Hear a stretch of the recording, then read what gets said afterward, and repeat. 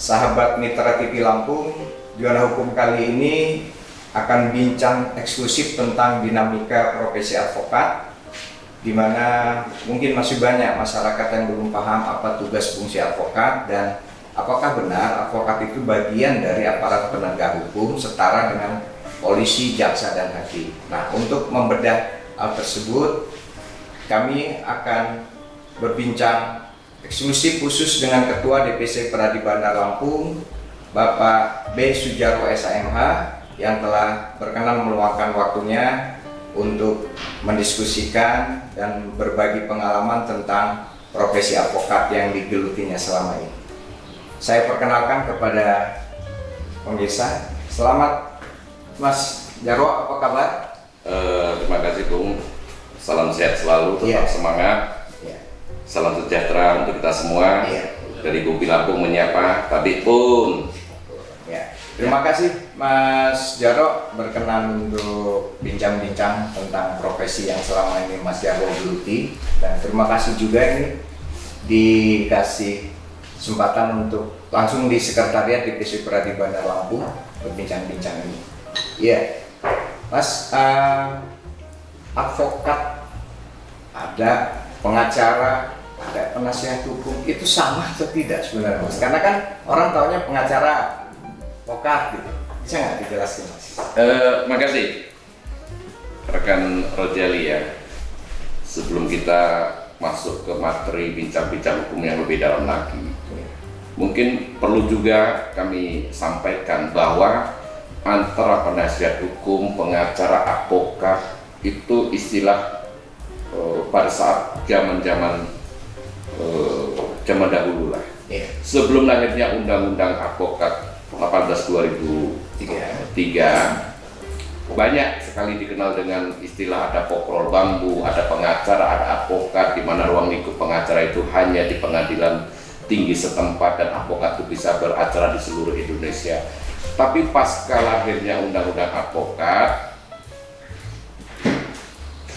istilah-istilah penasihat hukum, istilah-istilah pengacara itu mengikuti apa yang diamanahkan oleh Undang-Undang Advokat sendiri. Jadi seluruhnya disebut sebagai advokat atau pengacara dalam konteks ini, apakah dia sebagai penasihat hukum atau kuasa hukum, masuk ke dalam ranah Undang-Undang Advokat itu sendiri.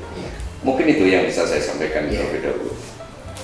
Berarti profesi advokat sejak 2003 itu diatur undang-undang ya? Tadi Undang-Undang 18 tahun 2003. 2003. Oke. Kemudian apakah sama syarat-syarat untuk menjadi advokat dengan ya waktu sebelum ada undang-undang? Yang tadi kata Mas kan ada istilahnya pokrol bambu. Untuk menjadi advokat itu berdasarkan undang-undang itu bagaimana Mas? Ya, ada beberapa syarat untuk menjadi seorang advokat. Dalam hal ini, izin saya sebagai organisasi advokat yang bernaung di bawah Perhimpunan Advokat Indonesia di bawah kepemimpinan Bapak Profesor Dr. Oto Hasibuan. Di bawah kepemimpinan beliau, kita tetap berkomitmen bahwasanya organisasi advokat di bawah Pradi ini tetap konsisten menjaga apa yang diamanahkan oleh Undang-Undang Advokat itu sendiri. Bahwa untuk menjadi seorang advokat itu harus melalui pendidikan profesi advokat itu sendiri. Syarat-syaratnya adalah pendidikan yang berbasis dengan ilmu hukum, S1 misalnya, apakah itu dari kalau dulu ada sarjana agama Islam, SHI, sekarang tidak ada lagi, menjadi sarjana hukum dan lain sebagainya. Intinya berbasis ilmu hukum.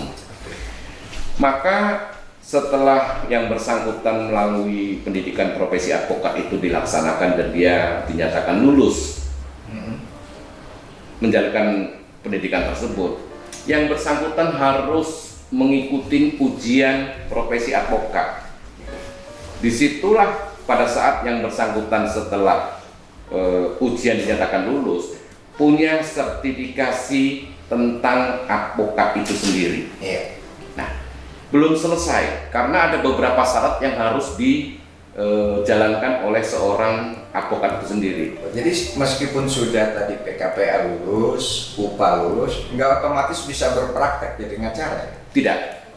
Tahapan selanjutnya gimana? Tahun selanjutnya yang bersangkutan setidak-tidaknya umur 25 tahun atau lebih.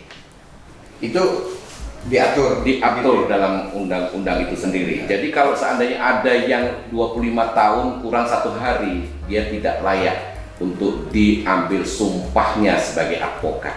Iya. Karena sebelum diambil sumpahnya sebagai advokat melalui pengadilan tinggi setempat, yang bersangkutan harus dilantik dulu di organisasi profesi advokat itu sendiri. Iya.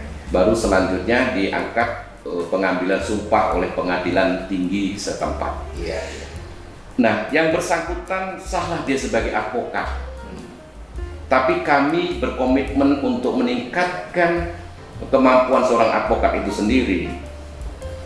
Terlebih dahulu yang bersangkutan memang harus magang, supaya pada saat nanti terjun ke dunia yang sebenarnya dalam profesi menjalankan profesinya itu, yang bersangkutan punya bekal, kepandaian, dan keberanian serta kejujuran yang sudah ditempa melalui pendidikan khusus profesi advokat itu sendiri. Nah, PKPA itu sendiri, pendidikan khusus profesi advokat, itu apakah hanya Pradis sendiri yang menyelenggarakan atau harus kerjasama dengan lembaga lain? Ya, ini pertanyaan bagus.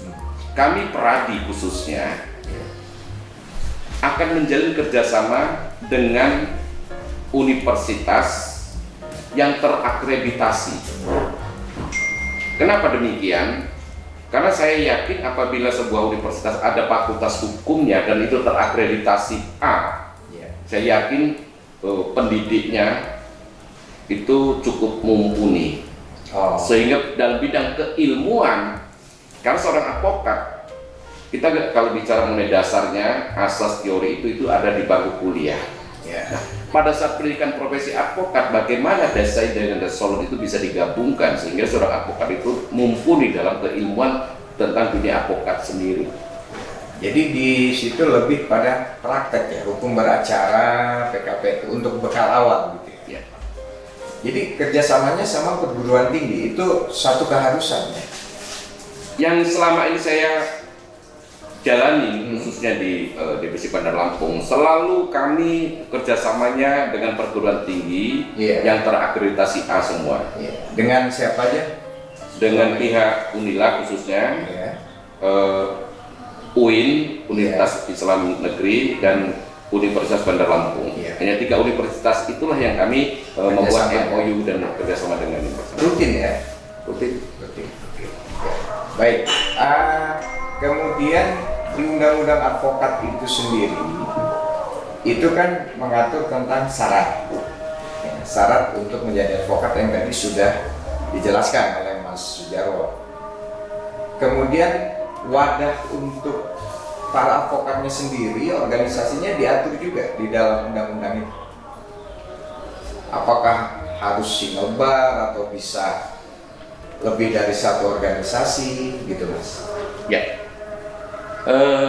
Sebelumnya ingin saya sampaikan bahwa sebelum Undang-Undang Advokat itu sendiri diundangkan pada tahun 2003, banyak juga organisasi advokat yang ada di Indonesia ini. Lantas begitu lahir Undang-Undang Advokat itu sendiri, sekian banyak profesi advokat, sekian banyak organisasi advokat berhimpun, bersepakat sebagai amanah dari undang-undang itu sendiri untuk membuat suatu perkumpulan organisasi advokat. Maka sekira tahun 2004 atau 2005 terbentuklah ini Peradi, Perhimpunan Advokat Indonesia. Pada saat itu yang dipimpin pertama kali oleh Profesor Otto Hasibuan. Selanjutnya kurang lebih 10 tahun lah Peradi menjalankan organisasi ini begitu baik. Jadi wadah tunggal gitu ya? Wadah tunggal pada saat itu. Dan tahun 2015 terbitlah surat SK Mahkamah Agung 73 tahun 2015 yang memperbolehkan organisasi advokat yang lain untuk melaksanakan pelantikan. Nah, pelantikan Pelantikan advokat maksudnya. Pelantikan advokat dalam organisasi yang dibentuk oleh organisasi tersebut. Maka sejak tahun 2015 sampai dengan sekarang, Bung Rojali, saya sangat prihatin sekali begitu banyaknya organisasi advokat yang ada di Indonesia ini. Sehingga saya sendiri tidak bisa menyebutkan sudah berapa banyak organisasi advokat itu sendiri dengan bermacam-macam nama. Tanpa mengurangi rasa hormat terhadap organisasi advokat yang lain, saya berharap karena advokat ini tunduk kepada undang-undang advokat, mari advokat-advokat yang lain kita wujudkan demi integritas, harkat, dan martabat advokat sesuai dengan amanah undang-undang advokat, khususnya di pasal 5 disebutkan advokat setara dengan aparat penegak hukum yang lain. Kalau begitu banyak organisasi advokat tanpa ada suatu semacam kewibawaan untuk menegakkan etik advokat itu sendiri, maka cita-cita yang mulia seorang advokat yang officium Nobel itu tidak seperti yang kami harapkan hasilnya. Berarti kan gini, dengan setelah adanya surat Ketua Mahkamah Agung yang Jikeda 2015 ya, tumbuh lagi organisasi-organisasi advokat lainnya. Ya. Nah, kemudian sampai sekarang ini khususnya Peradi ada nggak upaya untuk supaya kembali ke amanat undang-undang advokat itu sendiri, wadah tunggal gitu, atau single bar istilahnya? Ya. Makasih Bung Jali. Itulah cita-cita terbesar saya sebagai advokat. Mari kawan-kawan advokat-advokat dimanapun kalian berada, dimanapun kalian menginduk kepada organisasi advokat, mari kita tunjukkan jiwa korsa advokat dalam suatu wadah tunggal. Dan ini kami harapkan betul melalui Peradi pimpinan Bapak Profesor Oto Hasibuan untuk bisa merangkul semua organisasi advokat sehingga kedepannya nanti single bar bisa terwujud gitu ya, seperti aparat penegak hukum yang lain. Iya. Nah, langkah-langkah yang sudah dilakukan Peradi pusat untuk ke arah itu sudah ada ya? Sudah ada. Masih terus diupayakan. Masih terus diupayakan. Ya, insya Allah ke depan nanti kami tidak merasa jenuh dan tetap berupaya bagaimana mewujudkan single bar ini akan terwujud di kemudian hari. Ya. Tadi menarik itu ada surat dari Ketua Mahkamah Agung tahun 73 tahun 2015. Nah, berarti kan kalau selama surat ini berlaku, semua organisasi advokat masih bisa ya untuk melantik, mengajukan permohonan sumpah, atau bagaimana, Mas? Itu suatu pertanyaan yang memang seringkali ditanyakan oleh kawan-kawan di luar sana. Faktanya pengadilan tinggi tetap melantik berapapun jumlahnya yang akan dilantik tersebut. Pertanyaan saya, kami di Peradi selalu konsisten menjalankan undang-undang advokat itu sendiri melalui pelatihan, melalui pendidikan, melalui ujian, melalui pendidikan yang berkelanjutan untuk meningkatkan daya saing advokat itu sendiri, tingkat kemampuannya sehingga bisa dipercaya oleh pemberi kuasa itu sendiri. Nah, saya tidak bermaksud untuk menilai organisasi yang lain, maka tolonglah kawan-kawan organisasi yang lain itu bahwa advokat ini sudah seperti menjadi suatu industri. Begitu gampangnya jadi seorang advokat, begitu gampangnya, sehingga graduate dalam arti kata lulusan-lulusan yang baru ini, pilihan untuk jadi seorang advokat itu urutannya terakhir dibanding dengan profesi-profesi yang lain. Begitu gampangnya jadi seorang advokat untuk era sekarang ini. Jadi padahal undang-undang advokat tadi Mas Jarwo nyatakan itu advokat itu setara ya dengan aparat penegak hukum, polisi, jaksa dan hakim gitu kan. Nah, ini menarik nih untuk kita bahas lebih lanjutnya, kondisi sesungguhnya itu bagaimana, sudah setara atau belum gitu. Tapi nanti dulu, kita harus jeda dulu, Mas Jarwo. Kita lanjutkan setelah yang akan lewat berikut ini. Jadi sahabat Mitra TV Lampung, jangan kemana-mana, Zona Hukum akan segera kembali.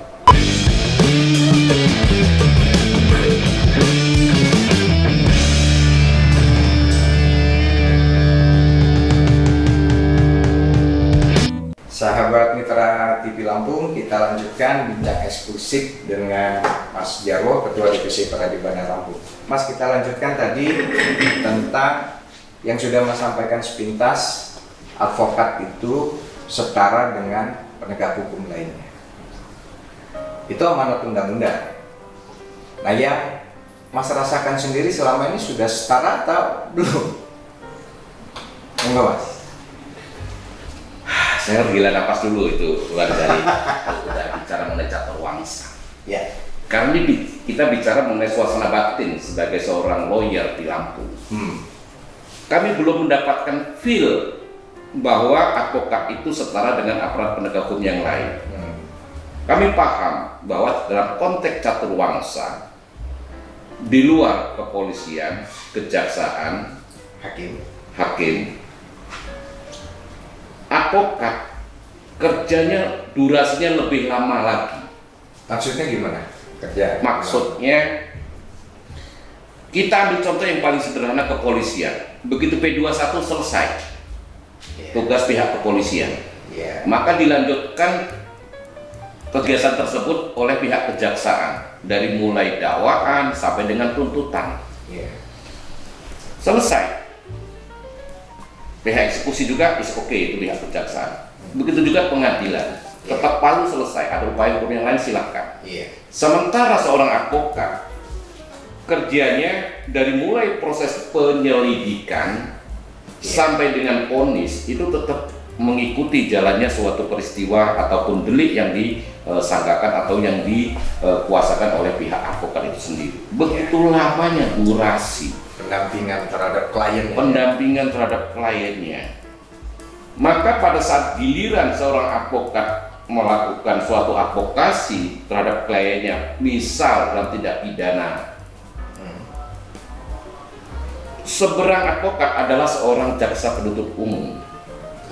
Kami harus melakukan suatu argumentasi hukum terhadap apa dakwaan maupun tuntutan kepada demi untuk kepentingan hukum kliennya. Di situ ada jaksa dan berhadapan dengan penasihat hukumnya. Sementara hakim akan menilai. Di satu pihak, seperti yang saya sampaikan tadi, tapi di pihak yang lain selaku kuasa hukum apabila menangani perdata, kami advokat sama advokat akan beradu argumentasi hukum juga. Yang pertama pidana, kita berhadapan dengan pihak jaksa, selaku pendakwa, selaku penuntut, kami melakukan pembelaan hukum. Tapi terhadap perkara perdata, kami juga harus berargumentasi dengan sesama advokat itu sendiri. Hakim tetap majelis hakim. Maka dari situ di era-era sekarang milenia ini, dalam banyak peristiwa-peristiwa kita ini bukan hanya catur wangsa, bahkan bisa jadi pancawangsa. Karena ada pihak netizen sekarang yang selalu kritis menghadapi, menilai, perspektif bisa menjadikan fakta. Ini jadi persoalan tersendiri. Jadi Bung Karojali ya, saya kadang-kadang sering mengatakan ini peristiwa yang remeh-temeh. Tapi kenapa kok sekarang ini bisa jadi sedemikian rupa sehingga semangat kami untuk bagaimana menyelesaikan persoalan itu tidak harus sampai di pengadilan. Tapi tetap aja ini berjalan sehingga saya melihat proses penegakan hukum kita ini belum seperti apa yang kita harapkan bersama. Catur wangsa itu mungkin maksudnya catur wangsa itu aparat dalam penegakan hukum ya, pengertiannya. Yang tadi polisi, jaksa, hakim, dan advokat gitu ya. Nah, tapi dalam kondisi realnya udah gimana nih penilaian Mas, khususnya jaksa, polisi, juga hakim dalam melihat profesi advokat di Lampung khususnya, yang Mas sendiri rasakan lah, atau cerita teman-teman anggota peradilan Lampung? Ya, saya ambil dasar dulu itu, rekan Rojali ya. Bahwa penegakan hukum itu setidak-tidaknya ada 3 komponen. Satu struktur, di situ ada caturwangsanya, penegak hukum. Ada substansinya, yaitu aturan-aturan yang mengatur tentang penegakan hukum. Yang ketiga yang tidak kalah pentingnya adalah culture atau budaya masyarakat itu sendiri. Kita is okay dalam konteks caturwangsa. Masih ada disparitas terhadap penegak hukum dalam konteks ini advokat oleh aparat penegak hukum yang lain. Masih ada, dan itu kami rasakan betul dalam proses mendampingi klien dari mulai tingkat penyelidikan sampai dengan di meja persidangan. Kami masih merasakan betul, masih ada disparitas. Jadi nganggap remeh atau gimana? Bukan menganggap ya, dalam konteks ini kadang-kadang advokat hanya dilihat sebagai memenuhi suatu kewajiban terhadap proses hukum acaranya. Misal ada seorang tersangka yang ancamannya di atas 5 tahun. Dalam undang-undang hukum acara memang diisyaratkan wajib didampingi oleh penasihat hukum 5 tahun ke atas. 5 tahun ke atas. Pidana ya? Pidana. Tetapi faktanya pada saat seorang advokat itu mau mendampingi, itu tidak seperti yang diharapkan oleh kawan-kawan. Ini suara rekan-rekan yang ada di dalam organisasi bantuan hukum dan lain sebagainya. Hanya sebagai pelengkap syarat sudah terpenuhinya kewajiban terhadap bunyi undang-undang. Tidak diberikan ruang, waktu yang cukup untuk bagaimana seorang klien diperlakukan sebagaimana mestinya. Karena kan kalau advokat itu dia membela kepentingan hukum ya. Jadi mestinya harus diberi kesempatan seluas-luasnya. Dari sisi itu ya. Dan kita harus pahami bahwa seseorang tidak boleh dinyatakan bersalah sebelum ada putusan pengadilan yang mempunyai kekuatan hukum tetap. Tapi apa jadinya? Bagaimana yang pancawak bangsa tadi yang saya sampaikan, ada netizen sudah menghakimi terlebih dahulu, memviralkan dengan medsosnya dengan luar biasa, dan itu kami rasakan sekarang karena kami kan diajari kita dari dulu hanya ada delik aduan sama delik umum, tapi nggak ada delik viral, tidak ada pada saat Jadi sekarang kita ini selalu gagap terhadap hal-hal yang awalnya dianggap remeh-temeh, berita sudah basi, tapi begitu diviralkan secara masif. Dan maaf ngomong, sekarang kita kenal dengan namanya ada peternakan buzzer juga. Ini bisa mempengaruhi opini publik, itu luar biasa. Sedikit banyak juga mempengaruhi jalannya persidangan ya kalau pidana ya. Dan itu kami rasakan, ini sudah viral bro. Delik netizen itu. Delik netizen ini. Iya. Itulah kondisi yang dihadapi profesi advokat sekarang ya. Nah, kalau ada kan sekarang kadang ada plesetan lah, canda-candaan di masyarakat ini. Advokat itu maju tak gentar membela yang bayar. Itu gimana Mas? Kok bisa sampai muncul candaan-candaan gitu? Makasih lah. Itu bagian dari suara netizen yang suka atau tidak suka harus kita dengarkan. Dalam konteks tadi yang disampaikan maju tak gentar membela yang bayar, perlu kami sampaikan bahwa seorang advokat satu-satunya penegak hukum yang tidak menerima gaji dari caturwangsa. Semua ada di dalam konteks dia sebagai aparat penegak hukum PNS, ASN, baik itu kepolisian, kejaksaan maupun hakim. Kecuali hakim outsourcing ya, hakim ad hoc itu sendiri. Ad hoc.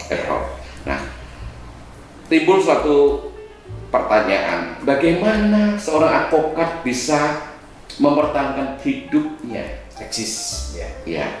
Kalau tidak ada yang memberikan honorarium, makanya advokat dilarang menerima gaji, tapi berharap ada honorarium yang setimpal.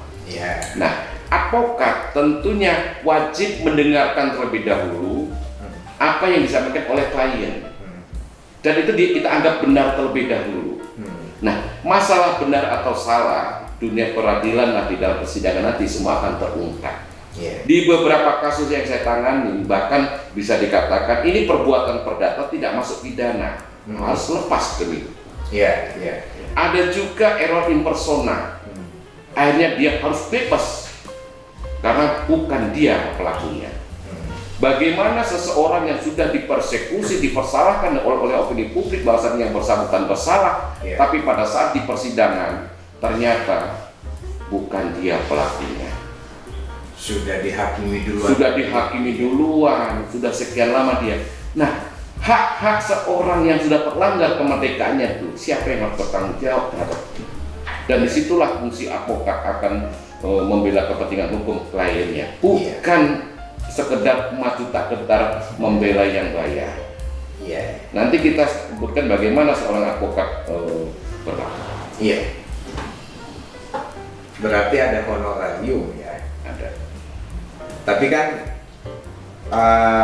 banyak juga nih masyarakat yang dia itu kadang perlu advokat sebenarnya pendamping, tapi dia merasa nggak mampu secara keuangan segala macam. Itu advokat ada nggak kewajiban mendampingi ya warga yang kurang mampu secara ekonomi? Ya, ini pertanyaan menarik dan seringkali kita memisahkan antara fungsi advokat sebagai pembela, memberi bantuan hukum terhadap kepentingan hukum kliennya. Advokat juga dalam peraturan peradi untuk 1 tahun setidak-tidaknya seorang advokat bisa meluangkan waktu secara cuma-cuma melalui pro bono itu 50 jam dalam 1 tahun itu, Bung Cali. Itu peradi ya? Peradi minimal 50 jam dalam 1 tahun. Selanjutnya dalam undang-undang tentang perlindungan untuk negara terhadap masyarakat yang tidak mampu, bisa saja dia melalui pro bono atau pro deo.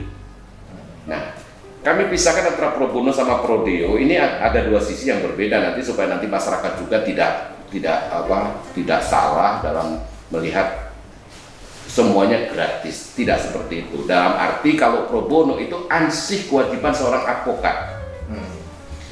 Kalau pro deo, organisasi bantuan hukum apapun bisa melaksanakan fungsi advokasinya oleh masyarakat itu, yang mana dalam Kementerian Hukum dan HAM itu punya kewajiban untuk mengalokasikan dananya terhadap bantuan masyarakat tidak mampu. Oh gitu. Oh jadi sudah ada pro bono, ada pro deo. Ada campur pemerintah atau negara hadir juga untuk membantu gitu ya. Nah kalau peradi sendiri ada nggak yang membentuk wadah khusus untuk membantu orang warga yang tidak mampu? Jadi mohon izin, setidak-tidaknya dalam organisasi peradi ini ada namanya pos bantuan hukum. Sekarang ini ada lagi pengembang lagi, namanya YLC, Young Lawyer Committee-nya sendiri. Mereka inilah advokat milenial, advokat muda yang masih punya energi yang banyak, punya kemampuan di bidang IT yang mumpuni, tidak seperti era-era kita. Mereka ini yang kami majukan di garda terdepan terhadap profesi penegakan hukum, sehingga masyarakat tidak mampu yang berkebutuhan khusus di bidang hukum bisa dibantu oleh pos bantuan hukum itu sendiri. Jadi ada wadah khusus ya? Ada wadah khusus. Selain ada kewajiban personal sebenarnya tadi 50 jam per tahun gitu ya? Minimal itu ya? Minimal. Nah, kalau di internal di DPC Peradi Bandar Lampung sendiri Mas, tadi kan banyak advokat milenial ya, dengan tidak mengabaikan advokat yang bukan milenial ya, senior lah kalau gitu ya. Kalau dibilang advokat sudah usia lanjut nggak enak juga, advokat yang udah usianya udah senior. Nah ini pola pembinaannya itu bagaimana ke depan? Terutama terhadap yang muda-muda nih yang baru terjun di dunia profesi advokat. Gini Bung Jani, karena profesi advokat itu pekerjaan seumur hidup, tidak ada pensiunnya. Sepanjang dia masih bisa ngomong enak, dan bukan hanya sekedar pinter ngomong, tapi omongannya pinter dan harus argumentatif, maka dia bisa dipakai oleh klien-kliennya. Yang disampaikan Bung Jali tadi tentang bagaimana pembinaan terhadap advokat-advokat muda yang sekarang sudah di DPC Bandar Lampung 70% bahkan terdiri dari advokat-advokat muda. Total berapa saya jadi jumlah anggota kurang lebih sekarang ini Bandar sudah Lampung? seribuan. Udah seribuan. Sudah seribuan. 70% advokat muda. Advokat milenial. Iya, oke. Ya. Terus lanjut. Karena advokat milenial ini bukan hanya segi usianya yang muda, Iya. tetapi advokat ini yang sekarang, ini era yang sekarang, pensiunan kepolisian bisa jadi advokat, pensiunan kejaksaan hakim bisa jadi advokat. Sepanjang dia advokat nggak bisa jadi hakim ya? sementara advokat tidak jadi polisi gitu, sementara advokat tidak jadi jaksa, tapi ya itu is oke lah. Nah, ini terjadi combine antara usianya banyak, Iya. karena udah pensiun masuk jadi advokat, Iya. dan yang fresh graduate akhirnya jadi advokat. Iya, iya. Nah, kami menyadari betul bagaimana tantangan ke depan nanti seorang advokat harus bisa menjawab semua persoalan hukum sepanjang advokat itu tahu teori dan tahu asas. Oke. Untuk menuju kepada seorang advokat yang mumpuni dan kredibel, maka kami mencoba untuk melakukan kegiatan pendidikan berkelanjutan. Iya. Nah, kami juga tidak mau dong kalah dengan organisasi-organisasi profesi yang lain, karena kita organisasi profesi seorang advokat. Oke. Ambil contoh yang paling sederhana, dokter dulu dikenal dengan dokter umum. Semua penyakit dokter umum bisa beres, Bisa mengobati. bisa ngobati. Tapi seiring perkembangan zaman, ada spesialisasinya. Ada penyakit ahli mata, ahli jantung, ahli kandungan dan sebagainya. Nah, saya tidak tahu ke depan nanti apakah ini semakin mengecil. Misalnya sekarang ini ada dokter praktek mata. Ke depan nanti tidak kemungkinan dokter ahli mata kiri. Oke. Ahli tulang, apakah tulang kering, apakah tulang rawan. Nah, profesi advokat sendiri juga akan melakukan hal seperti itu. Ada spesialisasi. Ada spesialisasinya. Apakah nanti spesialisnya di bidang kepailitan, apakah spesialisasi tentang kurator, apakah nantinya tentang perpajakan dan sebagainya. Nah, ini tantangan bagi advokat-advokat milenial ke depan nanti bagaimana? Bukan hanya ansih bicara perdata sama pidana dan segala turunannya. Karena ke depan nanti akan banyak sekali tentang lex spesialis undang-undang tersebut. Bukan hanya ansih seperti undang-undang KUHP baru yang 2003 ini. Iya, karena kan memang perkembangan hukum itu sangat dinamis sekali sekarang kan. Jadi advokat pun dituntut harus mengikuti itu ya. Ya. Iya. Bagaimana seorang advokat bisa memberikan bantuan hukum terhadap klien yang berkonflik dengan hukum apabila advokat tersebut tidak memahami substansi apa yang ditanganinya? Iya. Karena begini, cukuplah pengetahuan dipelajari di bangku kuliah, Iya. tapi pengalaman berikutnya harus dilalui oleh seorang advokat. Iya. Jadi tadi saya sampaikan dia tidak menerima gaji, tapi bagaimana advokat itu bisa menerima honorarium yang tidak terbatas, unlimited seorang advokat. Iya. Itulah pentingnya profesionalisme. Oke. Ada barangnya, ada kemampuannya, ada nilai-nilainya. Iya. Oke. Iya. Nah, kemudian kalau terkait honorarium tadi itu di internal Peradi sendiri ada nggak aturannya? Kisi-kisinya gitu, atau ini tergantung dari kebijakan dari advokat itu sendiri? Biar masyarakat tahu nih. Paham. Mas Jarwo. Saya tidak bisa menilai rekan-rekan yang lain lah. Iya. Khusus saya pernah menerima buah-buahan juga pernah. Oke. Pernah menerima ayam juga pernah. Oke. Pernah juga menerima nasi tiwul yang memang saya suka nasi tiwul. Iya. Ya. Juga pernah juga menerima dalam bentuk dolar. Jadi rupiah apalagi ya? Rupiah itu udah biasa lah dalam dunia saya ini saya pribadi. Ya tapi enggak ada tergantung kemampuan, kemampuan. Tidak Oke. ada sesuatu yang harus kita nilai bahwasanya objek sekian harus sekian, tidak. Iya. Kami melihat tergantung kemampuan klien itu sendiri. Iya. Tetapi juga tidak salah advokat apabila menghadapi klien-klien yang memang pura-pura miskin padahal mampu. Ini jadi kita ada persoalan tersendiri dalam dunia advokat. Iya. Semua kebijakan dari kantor advokat atau pribadi advokat itu sendiri. Jadi nggak ada yang harus, kalau untuk pidana minimal sekian, mas, nggak ada ya, tergantung dari gimana kebijakan advokat itu ya. Ya. Iya. Baik sahabat Mitra TV, ini semakin menarik ini, tapi kita harus jeda sejenak. Jangan kemana-mana, kami segera kembali.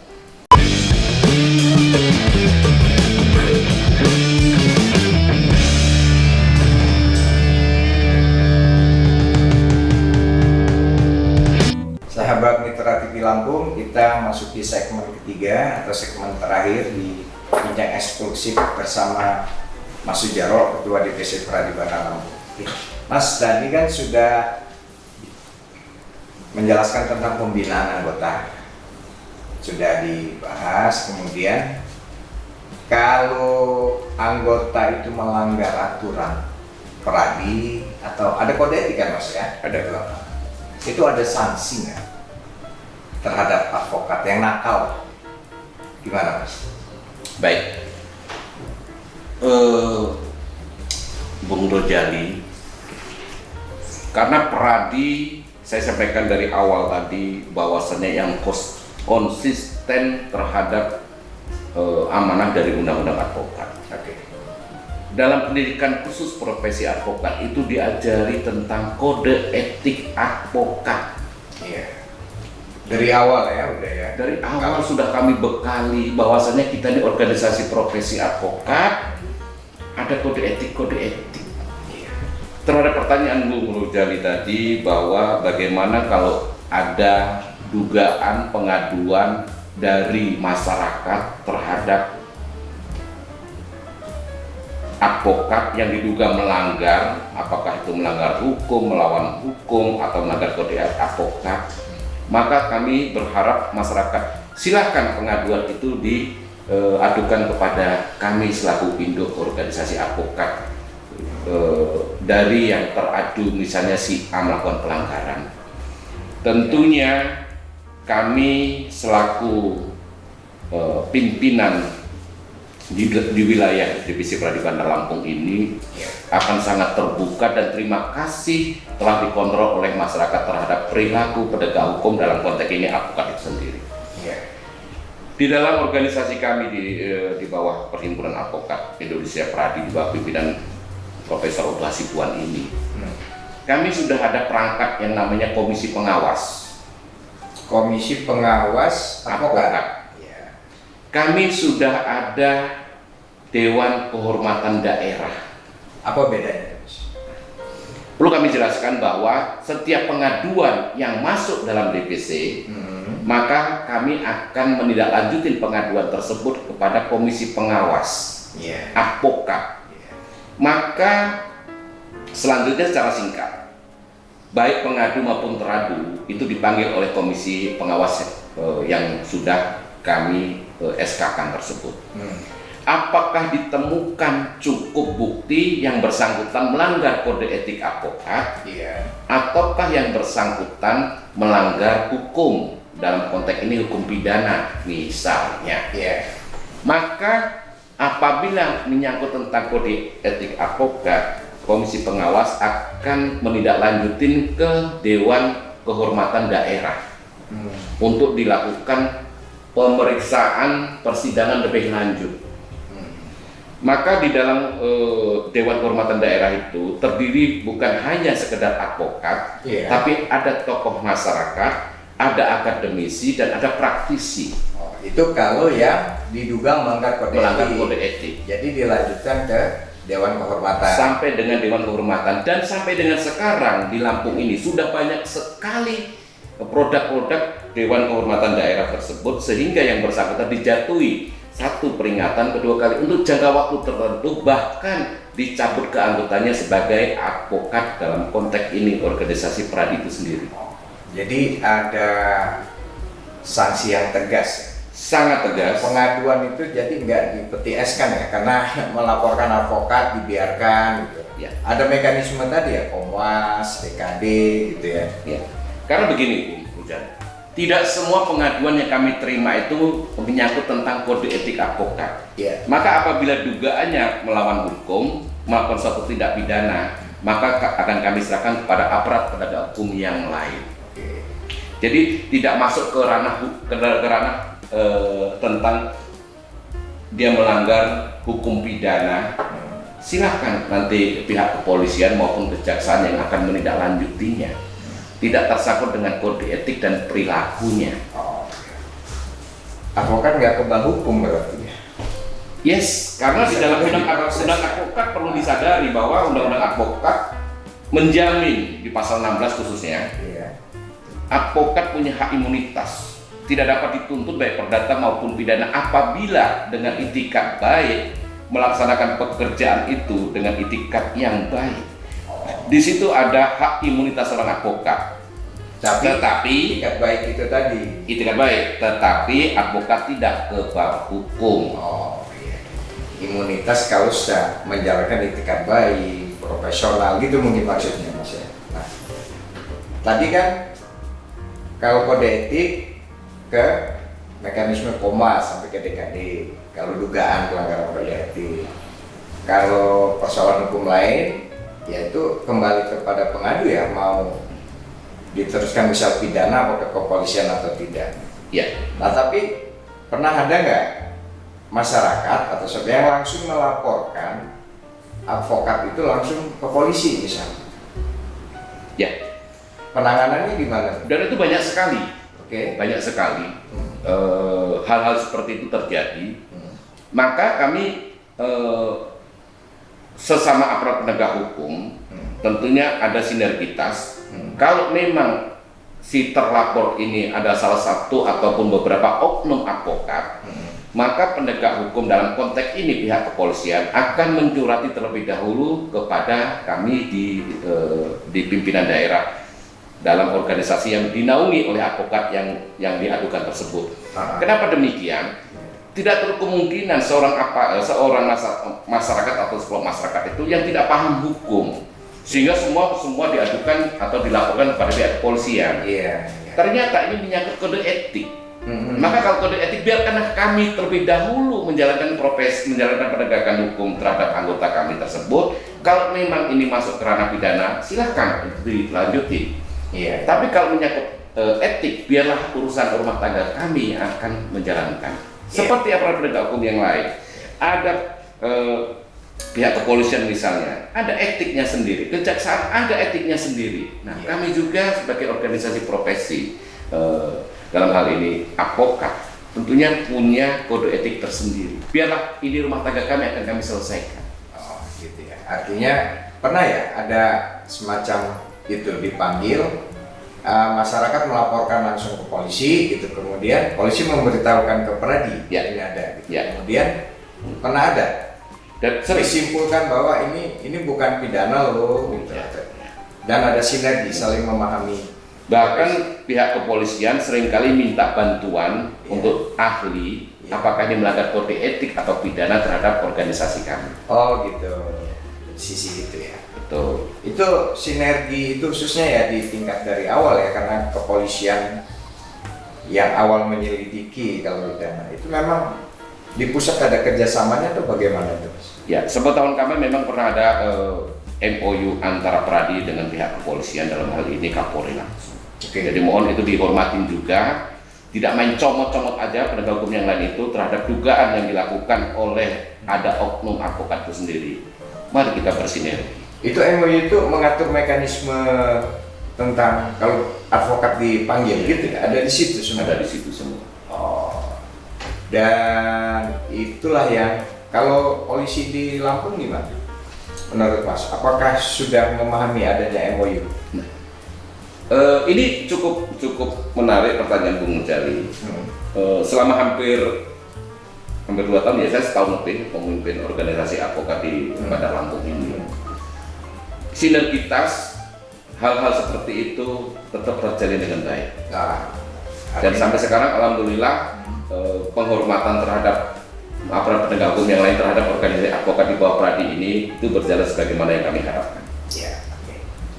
Nah, kita sudah membedah nih tentang dinamika profesi advokat dari berbagai sisi. Nah, saya ingin minta pendapat Mas Jarwo ini sebagai praktisi hukum, bagaimana nih penilaian terhadap penegakan hukum di Lampung selama ini? Apakah tebang pilih atau memang sudah, kalau istilah susahnya itu rule of the game, ya sesuai dengan alur aturan atau bagaimana? Ya, gini Bung Ali ya, proses penegakan hukum itu tadi sudah saya sampaikan tentang adanya 3 syarat yang terakhirnya ada substantif, ada struktur dan culture. Tapi kita lihat tujuan hukum itu sendiri, saya lebih sepakat bahwa tujuan hukum itu harus ada manfaatnya. Oke. Nah, terkait dengan pertanyaan rekan Rozali tadi tentang dinamika hukum yang ada di Provinsi Lampung, adanya apakah ada perlakuan hukum yang berbeda segala macam itu. Saya tidak bermaksud untuk menilai apple to apple, tetapi secara general penegakan hukum di Lampung ternyata belum baik-baik saja. Kenapa Mas bisa gitu? Masih banyaknya masyarakat umum yang melakukan pengaduan terhadap masalah hukum yang dihadapi sampai ke Komnas HAM, sampai ke KPK sana, sampai ke masalah perlindungan perempuan dan anak, Komnas Anak dan lain sebagainya. Masih seringnya mereka turun di bumi Lampung. Artinya apa?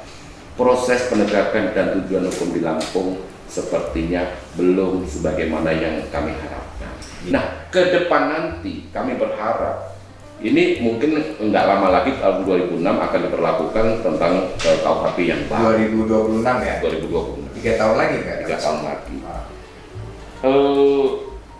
Saya kembali ke masalah penegakan hukum ada culture tadi. Di Lampung juga ada suatu kebiasaan yang dilakukan secara turun-menurun sehingga sifatnya acak menjadi kesepakatan dan kontrak sosial. Kami berharap culture di Lampung itu bisa menjawab, bisa mencari solusi jalan tengah terhadap proses penegakan hukum, sehingga hukum harus punya manfaat. Ada kearifan lokal yang ada di Lampung ini tumbuh dan berkembang, sehingga bisa mencari jalan keluar bagaimana kemanfaatan hukum bisa tercipta melalui salah satunya di Lampung ini ada namanya rembuk pekon. Ada kearifan lokal yang bisa menjawab. Tidak semua persoalan hukum itu harus sampai ke ranah pengadilan. Wabil khusus apabila memang tingkat kerugian itu tidak lebih dari 2,5 juta. Bisa melalui rembuk pekon, ada kemanfaatannya, semua tidak capek sehingga proses di peradilan, sehingga rekan-rekan ini bisa menganggap, masyarakat ini bisa menganggap bahwa pemidanaan itu bukan balas dendam. Pemidanaan itu adalah upaya terakhir, ultimum remedium. Kalau memang masih bisa selesaikan dengan musyawarah, kenapa tidak? Mungkin itu Bung Rozali. Banyak sekali persoalan hukum yang di Lampung ini yang bisa diselesaikan melalui alternatif disolusi, melalui rembuk pekon, melalui kearifan lokal. Itu yang kami harapkan ke depan nanti. Dan kami selaku aparat penegak hukum juga dalam konteks ini apakah bisa mewakili sebagai korban, apakah mewakili sebagai yang terduga dan dilaporkan. Ada 2 sisi. Profesi advokat itu bisa saja advokat bertindak untuk dan atas nama korban, bisa saja advokat itu bertindak untuk dan atas nama sebagai terlapor. Nah, bagaimana memerankan 2 sisi ini secara berimbang? Ini peran advokat sangat vital sekali untuk meramu segala persoalan hukum yang tumbuh ada di masyarakat. Masalah keadilan itu substantif. Substantif keadilan itu yang sangat dicari oleh masyarakat, bukan hanya keadilan yang prosedural. Nah, ini jadi persoalan. Yang dianggap masyarakat setempat itu adil, belum tentu masyarakat yang lain menganggap itu adil. Perlunya pemahaman hukum yang cukup, perlunya kemampuan seorang advokat bisa meramu ini sehingga ada jalan tengahnya yang pada berakhir pada ikrar damai oleh pihak-pihak. Jadi mantap itu. Bisa diselesaikan di luar pengadilan yang nggak mesti masuk sel gitu kan. Nah, ini terkait itu kan sekarang udah berapa tahun terakhir baik kepolisian, kejaksaan itu juga kan ada penerapan restoratif justice gitu kan, apa keadilan substantif yang tadi Mas Jarwo bilang, nggak identik pidana itu dengan diponis masuk sel gitu. Ya. RJ kalau disingkatnya gitu. Ya. Gimana? Setuju tidak penerapan RJ oleh kepolisian dan kejaksaan? Kalau advokat, Mas? Sangat setuju sekali. Hmm. Kenapa? Rohnya dalam restoratif justice tersebut itu sejalan dengan yang namanya kearifan lokal yang saya sampaikan tadi. Oke. Ada rembuk pokok. Sebelum melakukan RJ tersebut, ini pemangku kepentingan juga dia harus diajak rembuk. Lebih menekankan bagaimana suasana batin kerugian yang diderita oleh korban itu bisa diakomodir oleh pelapor atau pelaku. Semisal korban penipuan, korban ini tidak penting memenjarakan orang, tapi bagaimana merecovery kerugian si korban itu sendiri. Tentunya apabila si korban sudah bisa memanfaatkan walaupun tidak sempurna kerugian yang diderita oleh korban tersebut, kalau memang sudah saling memaafkan, itu adalah suatu keadilan yang menurut saya itu sempurna. Kenapa? Banyak perkara-perkara, bukan hanya perkara kecil yang saya bilang tadi, perkara besar pun di Bumi Lampung ini bisa melakukan suatu rembuk pekon, di mana tokoh masyarakat, tokoh adat, pemangku kepentingan yang lain bisa berkumpul merumuskan perkara ini. Tidak harus sampai di pengadilan, cukup di sini, penyelesaiannya di sini, indah, saling berpelukan, selesai. Nah, kita harapkan seperti itu, bukan balas dendam, sehingga keluar dari penjara nanti bisa terjadi dendam memendam antar kelompok ataupun antar masyarakat. Kita menghadapi konflik horizontal, konflik yang komunal, ini sangat rawan di Bumi Lampung ini. Karena kan memang apalagi sekarang ya menjelang udah tahun politik mau pemilu segala macam gitu ya, sehingga dinamika yang masyarakat itu akan semakin beragam yang berpotensi yaitu tadi memunculkan konflik horizontal kalau beda pilihan. Jadi intinya RJ atau kearifan lokal itu pas setuju ya ada penerapan itu dalam penegakan hukum pidana khususnya ya. Tapi apakah semua hukum pidana itu harus di-RJ-kan? Menurut Jali ya, senjatanya hidup ini kan pilihan. Sebaiknya penyidik juga menawarkan terlebih dahulu kepada pihak korban untuk merecovery kerugiannya. Karena yang kami pahami, tidak ada ganti rugi tanpa adanya kerugian. Sehingga pihak korban merasa rugi. Ada nggak kerugian? Jangan sampai dia tidak ada kerugian, kita ganti rugi, itu tidak masuk.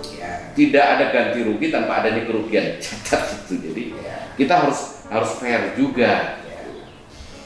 Tapi kalau di RJ kepolisian kejaksaan juga kan tentu ada batasan-batasan, misal nggak boleh. Ini yang tadi Mas Jarwo bilang kan 2,5 juta kerugian, yang ngapain kalau sampai ke pengadilan semua segala macam itu.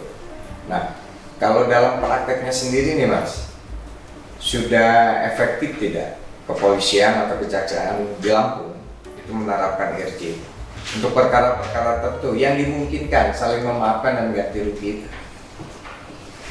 Ya, makasih Bu Jali. Setidak-tidaknya pihak kepolisian, khususnya kejaksaan, sudah mempunyai menerapkan namanya kampung RJ. Itu sudah punya ada suatu niat yang memang akan menuju ke sana. Nah, tempat ruang inilah yang harus dimanfaatkan betul oleh masyarakat, khususnya masyarakat Lampung. Ada namanya kampung RJ. Kedepan nanti insya Allah ada lagi rumah RJ. Di situ yang bisa dimatchingkan dengan kearifan lokal tadi itu. Betul. Ya, rumah RJ itu, toko-toko berkumpul. Betul. Jadi efektivitas itu sudah mulai Mas rasakan? Ya, gairah untuk menuju ke sana ada di dalam masyarakat, khususnya masyarakat Lampung. Gairah untuk menuju itu. Jadi ada suatu pilihan sebelum sampai ke pengaduan kepada pihak kepolisian maupun yang lain. Bagaimana kalau kita RC-kan? Dan itu suatu langkah yang bagus dengan kesadaran sendiri. Ya. Oke. Sudah cukup banyak nih Mas kita ngobrol dinamika. Sebenarnya sahabat Mitra TV Lampung cukup banyak yang bisa kita bedah selain dari obrolan yang sudah hampir 1 jam ini tidak terasa. Cuma ada satu nih Mas terakhir. Saya melihat ada satu PR besar dari caturwangsa penegak hukum itu yang harus disiapkan dari sekarang. Tadi sudah Mas singgung dikit. Mulai berlakunya KUHP baru tahun 2026. Kalau nggak salah sekarang sosialisasi. Saya kalau merasakan belum ada kayaknya sosialisasi. Gimana nih? Berarti mau nggak mempelopori sosialisasi kerja sama yang lain? KUHP loh 2026 nggak terasa bentar lagi. Gimana Mas? Sosialisasi dulu nih. Di beberapa kesempatan Bung Jali, baik itu dari pihak kepolisian, bahkan kami sering bincang-bincang dengan pihak yang lain. Cukup waktukah kita untuk memberlakukan KUHP yang baru Dengan sosialisasi 3 dengan tahun. sosialisasi 3 tahun ini? Dan sekarang saya belum melihat, kayaknya belum ada sosialisasi. Saya belum melihat, belum ada gerakan-gerakan yang nyata. Apakah nunggu APBN jatuh? Apakah nunggu APBD jatuh baru kita bergerak? Masyarakat dulu sering mengatakan, oh si A ini ujung 8 identik dengan penipuan. Apakah nanti KUHP yang baru mengatur itu? Kan tidak. Ini perlu sosialisasi yang betul-betul masif. Maka kami sebagai salah satu caturwangsa, mari kadarkum, luhkum, kami siap. Oke, jadi siap ya. Sangat siap kalau diminta. Bahkan tidak diminta pun kami sudah berencana untuk melakukan sosialisasi tersebut. Ya. Tentunya tidak terlepas dari dukungan masyarakat, khususnya pemerintah daerah, provinsi maupun kota. Mari kita sama-sama mengedukasi masyarakat, memberikan pemahaman masyarakat bahwa yang akan datang 2026 itu nanti akan berlaku kitab undang hukum pidana yang baru. Ya. Nah ini masyarakat tidak tahu apa-apa, tiba-tiba dileger. Ini persoalan seperti ini. Ya, mudah-mudahan Mas Jarwo dengan kedepannya ini nanti Peradi atau kepolisian ini bisa membentuk tim bersama untuk sosialisasi. Dan kami siap bersinergi dengan aparat penegak hukum yang lain, baik itu pemerintah daerah kelas maupun pemerintah provinsi, siap untuk menyosialisasikan KUHP. Sangat siap.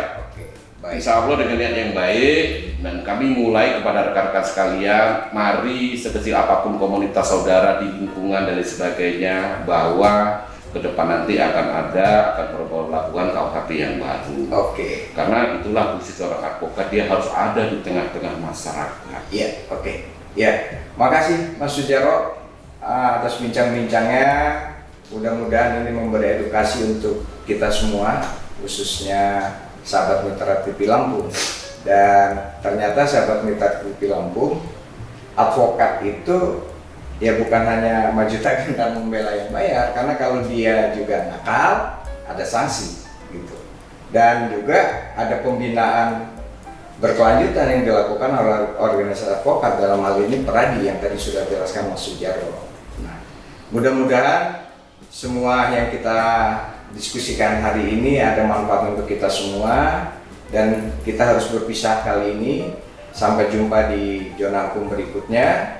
Saya Rojali Umar pamit. Wassalamualaikum warahmatullahi wabarakatuh. Dan tak bosan saya mengingatkan bahwa hukum itu aturan, jangan dilanggar, bisa dihukum. Salam zona hukum.